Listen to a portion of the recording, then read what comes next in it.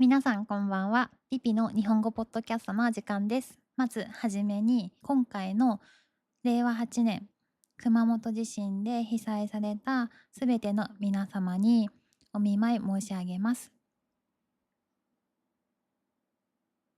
今日は日本で発生した大きな地震についてお話しします。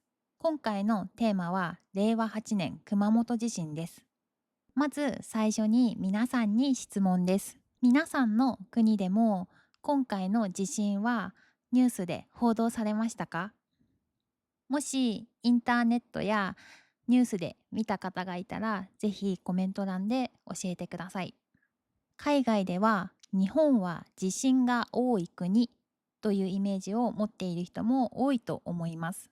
実際、日本では毎日のように地震が発生しています。そのほとんどは小さな地震ですが、時々今回のように大きな地震も起こります。そのため、日本に住んでいる人だけではなく、日本へ旅行する人や日本語を勉強している人も地震について知っておくことは大切です。今日は今回の地震に触れながら、日本の地震事情などについて一緒に勉強していきましょう。今回の地震は2026年7月28日に熊本県熊本地方で発生しました。気象庁はこの一連の地震活動を正式に令和8年熊本地震と命名しました。ニュースでは熊本地震と呼ばれることもありますが、正式名称は令和8年熊本地震です。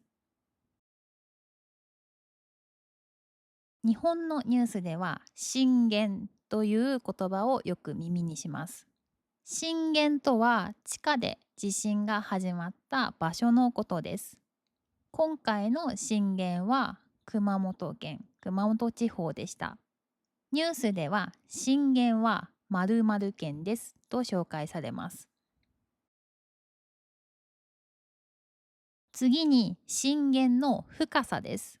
その地下のどれぐらい深い場所で発生したのかを震源の深さと言います。ニュースでは震源の深さは〇〇キロメートルですというように伝えられることがよくあります。なぜこの情報が大切なのでしょうか？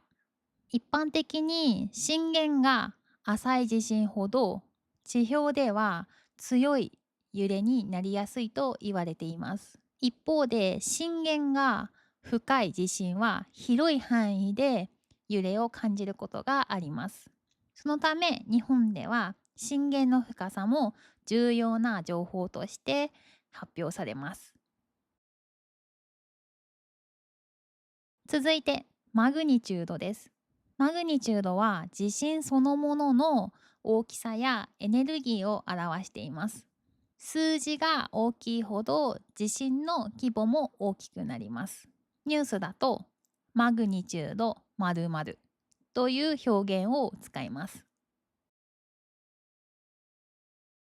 では震度とは何でしょうか？震度はその場所でどれくらい揺れたかを表します。つまりマグニチュードとは意味が違います。例えば一つの地震でも震源地に近い場所では震度7、少し離れた場所では震度5、さらに遠くでは震度3ということもあります。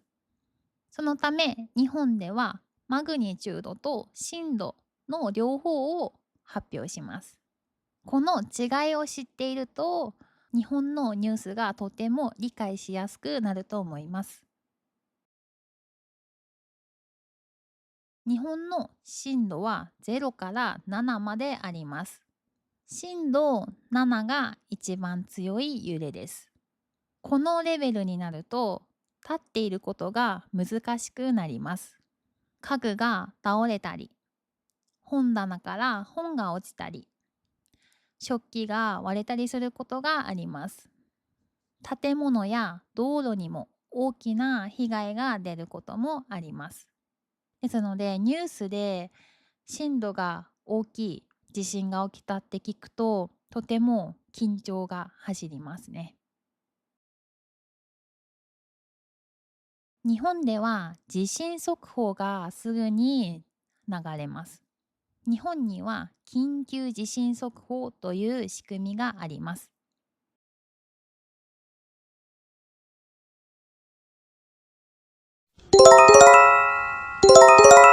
緊急地震速報です。強い揺れに警戒してください。緊急地震速報です。強い揺れに警戒してください。大きな地震が発生すると、テレビやスマートフォンから突然警報音が鳴ることがあります。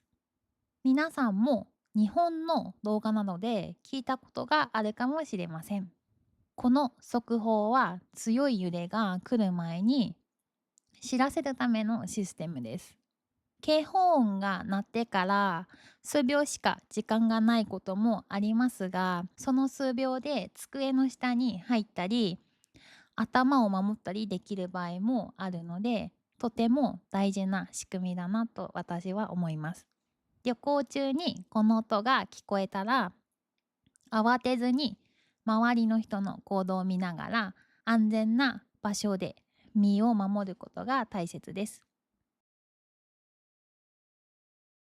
今回は令和8年熊本地震をテーマに日本のニュースでよく使われる言葉を紹介しました。今日覚えてほしい言葉は令和8年熊本地震、震源、震源の深さ、マグニチュード、震度、緊急地震速報の6つです。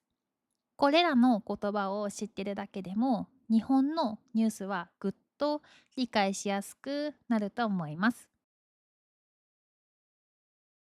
今回の地震についての話は一部では収まりきらないので、また次回2部をやっていきたいと思っています。次回の2部では今回の地震で発表された津波注意報や余震について、そして東日本大震災との違い、日本人の防災意識について話していきたいと思います。それではまた次回のピピの日本語ポッドキャストでお会いしましょう。ありがとうございました。バイバーイ。